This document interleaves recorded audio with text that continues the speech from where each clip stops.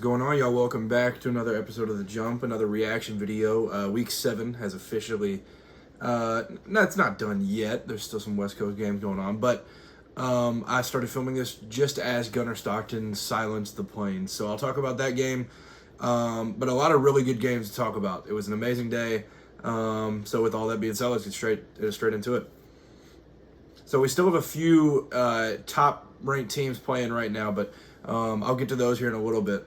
Number 1, Ohio State went to Illinois this morning, and there was all the talk about the last time that Illinois beat Ohio State. It was like the 2007 or something. None of that happened today. It was 34-16 final, and it was really just there was a couple of late touchdowns where it looked like Illinois maybe competed a little bit more than what they actually did. But this Ohio State defense is an absolute brick wall. They are unbelievable. Ohio State really just dominated this game start to finish. And, they really turned Luke Altmaier over for the first time of this season, like a couple times. It felt like every time he threw the ball, there was a Ohio State DB sitting right there ready to just deck the receiver and pop it up in the air. Because it felt like 4 or 5 times this game, a ball went flying in the air, and they picked off one of those. And but really, overall, it was just the takeaways that determined the entire story of the game for Illinois. They turning it over too much. Julian Sand did his thing again. It was just a really, really good game for Ohio State overall, and they're getting to where they're that type of good that gets boring to talk about. But that's obviously you need that in college football. They're that type of level. So great performance for them, Illinois. Nothing to hang your head on there. I mean, Ohio State's legit. They are absolutely incredible. Ole Miss sneaks away. I think they're ready to get Austin Simmons back. I think that's kind of the thing. But Kejuan Lacey was really the standout. Washington State's running back, Voorhees, he played really well. He was my big takeaway out of this one. But Ole Miss wins 24-21. I'd expect them to maybe drop a little bit. But, even there towards the end, I thought Washington State was going to end up throwing a deep ball with a Hail Mary to have a chance to win it. They just tried to start doing the lateral thing, and that one dude just ran straight out of bounds. So I don't really fully understand how that happened, but here we are. Alabama goes on the road, plays Missouri, wins 27-24 in a game where it ends up being Bill Pabula throws a pick towards the end. But what a performance from Ty Simpson. Even though you could argue this is one of his worst performances, and he was criticizing himself for it. The throw he made on that 4th and 8,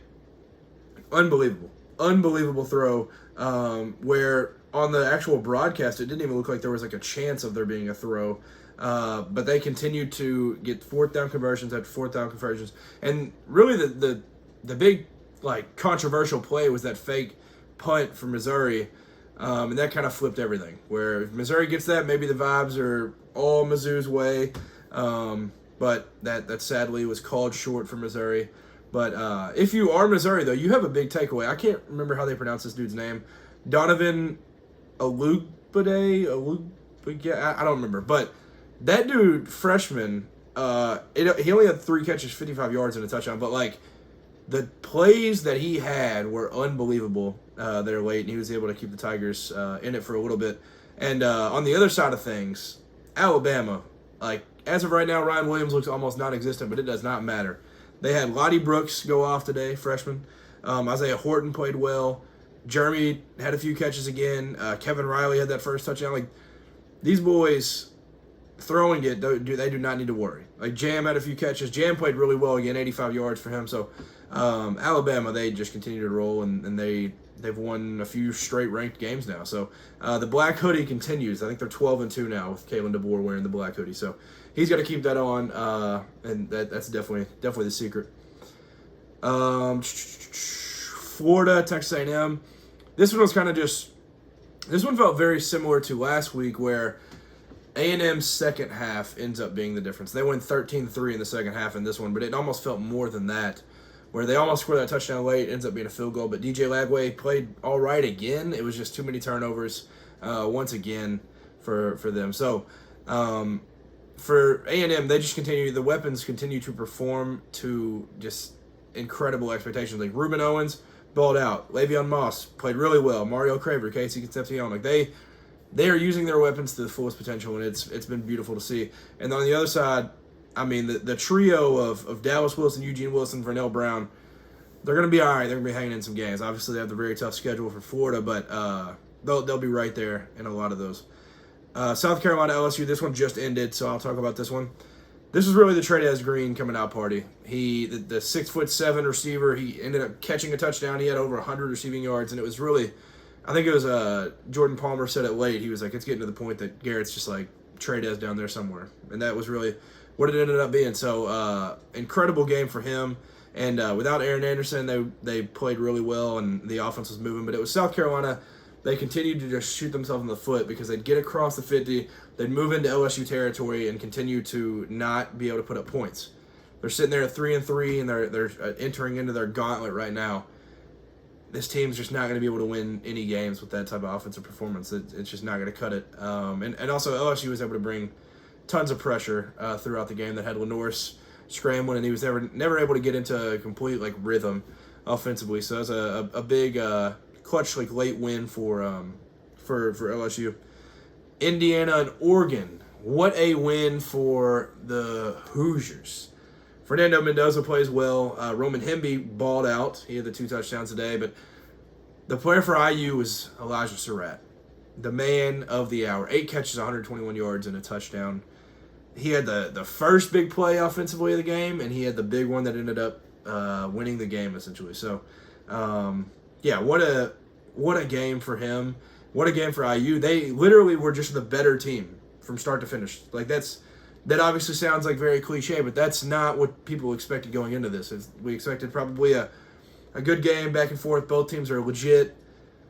Indiana's going to be the 3rd-ranked team in the country when this AP poll comes out, and I think it's correct.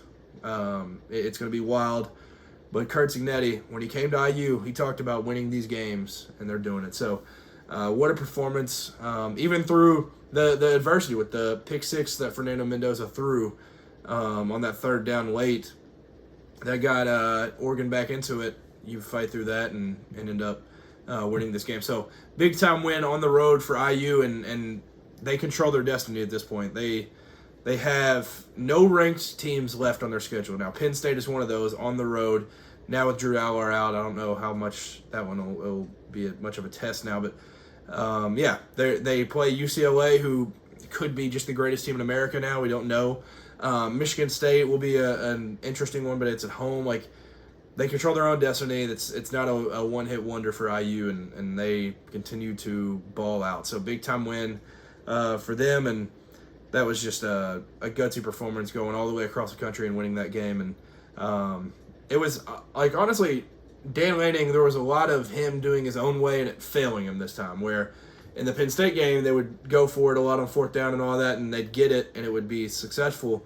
This is one of those where you see the other side of that. And but Oregon, I mean, if you're Oregon, you still have, I think you still have USC late, who's going to be an interesting one, Washington late.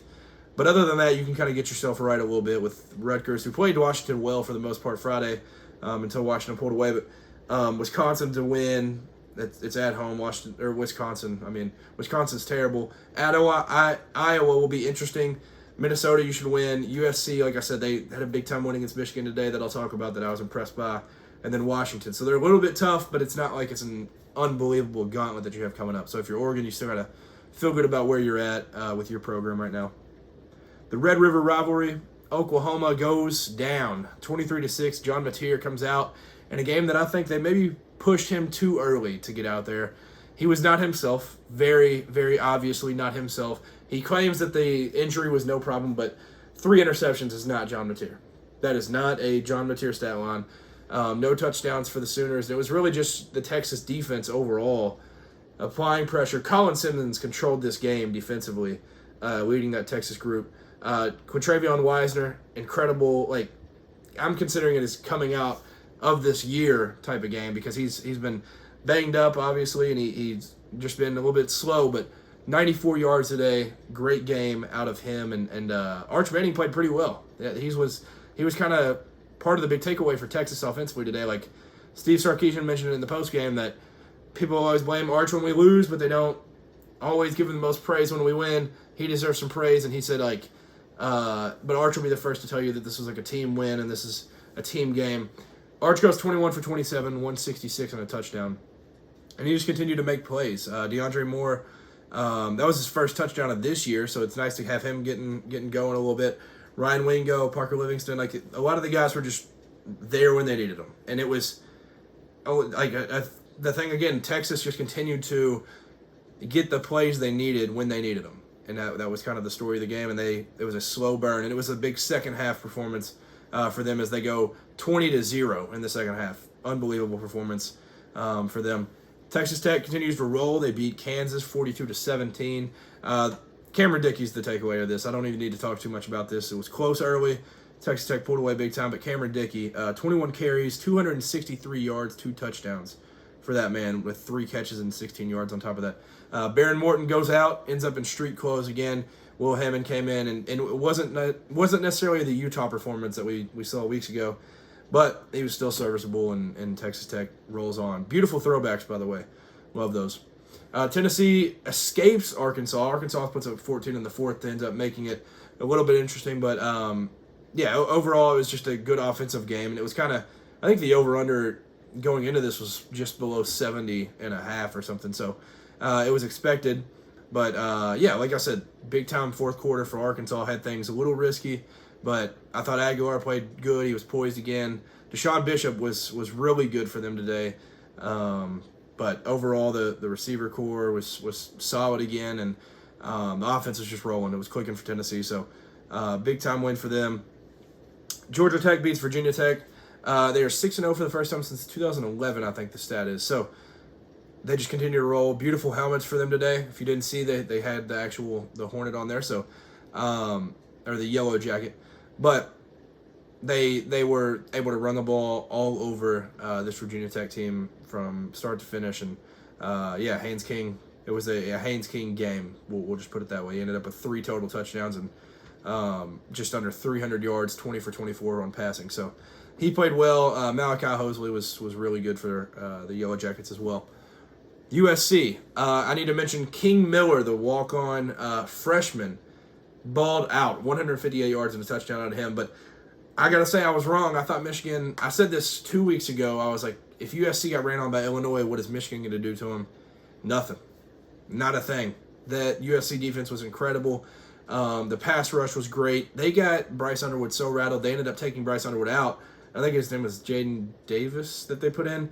But it was an incredible game, start to finish, by that USC defense, and that was the big takeaway for that one late. So big-time win for USC, and not the easiest schedule in the world coming up, but you do control your own destiny with this. You have the Notre Dame game, which is next weekend. Yeah, next Saturday at Notre Dame.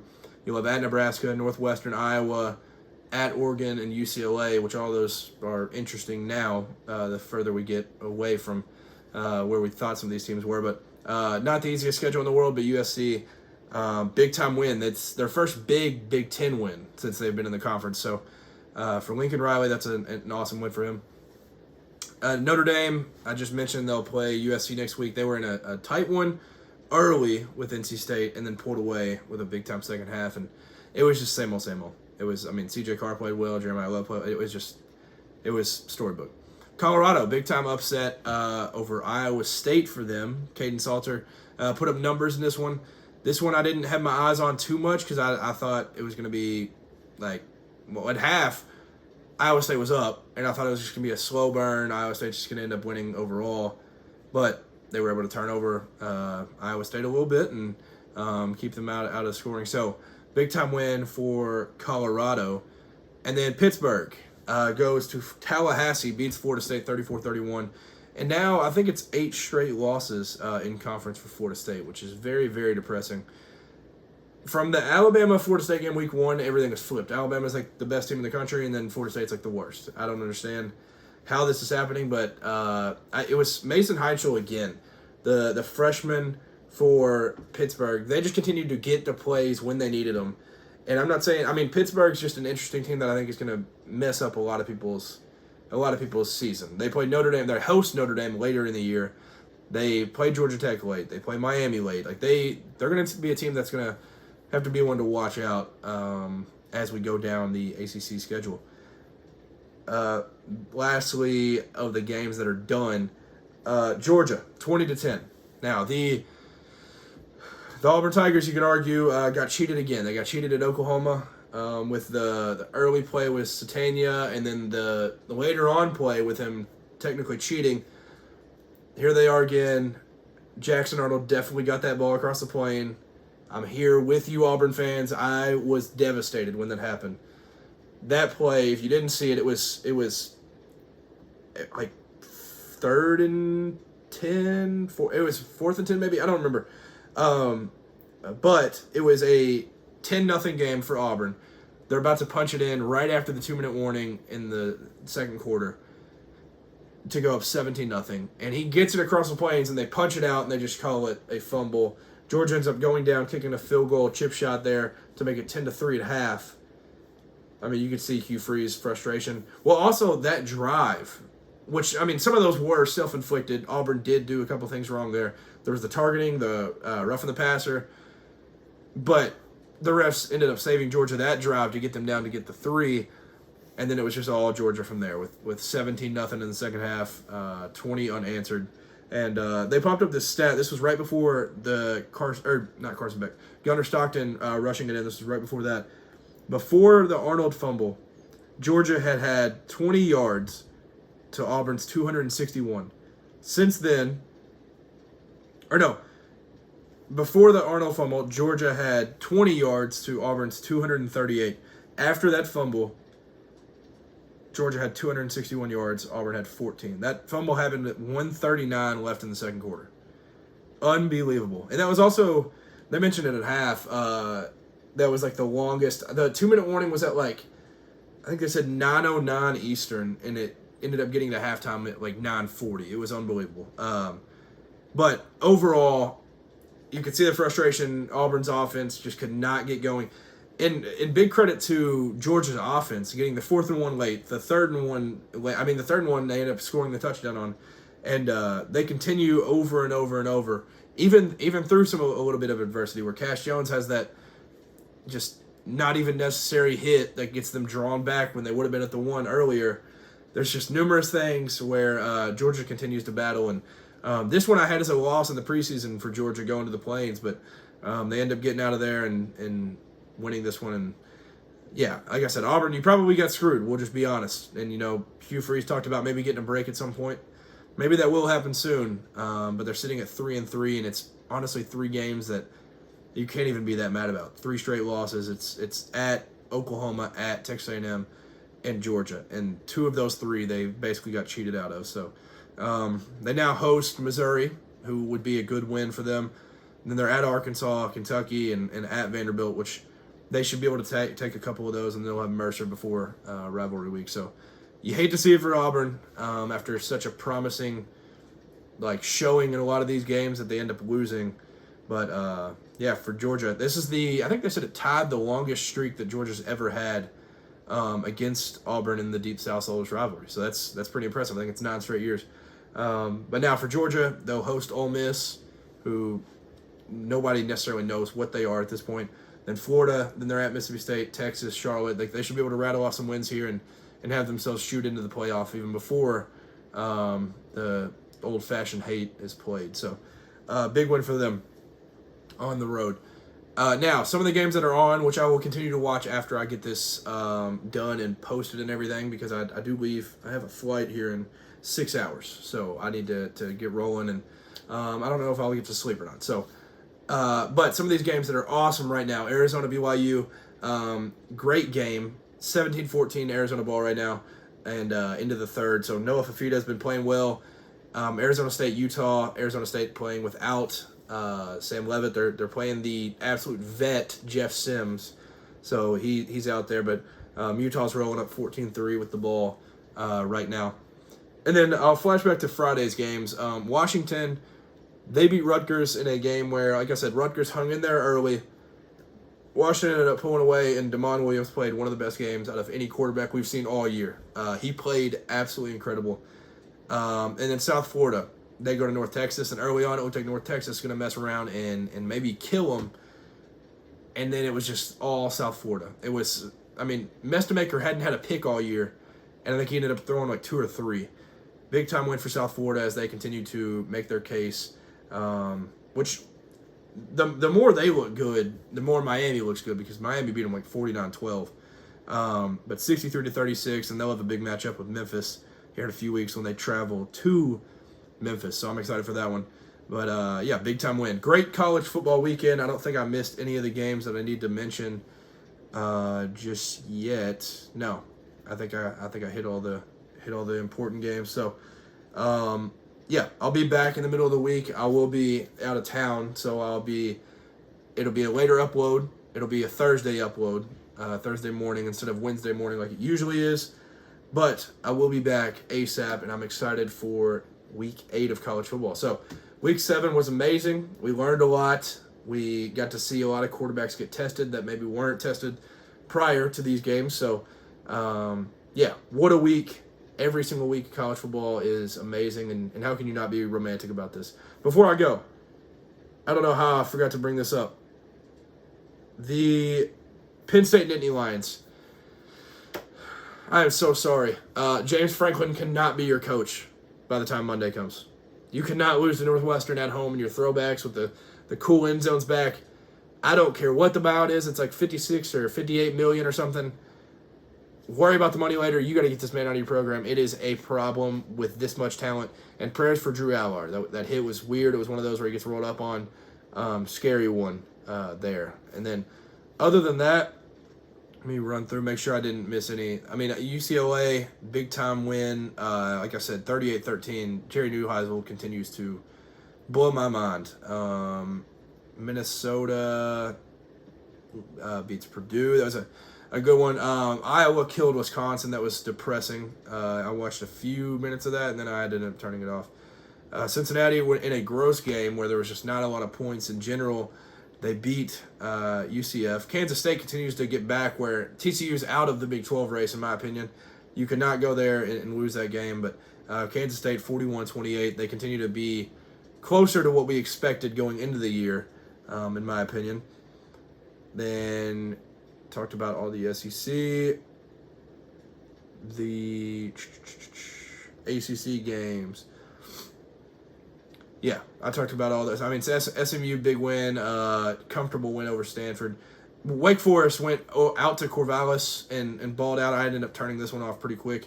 39-14 win over Oregon State. Oregon State's now 0-7. It's pretty depressing. And I continue to preach about DeMond Claiborne, NFL player, played amazing again today. He ended up with 144 and a touchdown in this one. So Wake Forest, what they've done out there has been absolutely incredible. So that's all the games from this weekend. So week 7 is a wrap. I'll get to watching these other games real quick before I hit the hay and then get on a flight. So thank you for tuning in. I'll be back in a few days. I'll be back Thursday. Thank you for any and all support. Make sure to like, comment, subscribe if you enjoy college football content. I'll be here twice a week, every week, guaranteed. I love this sport. Hope you all do as well. And that's it. Peace.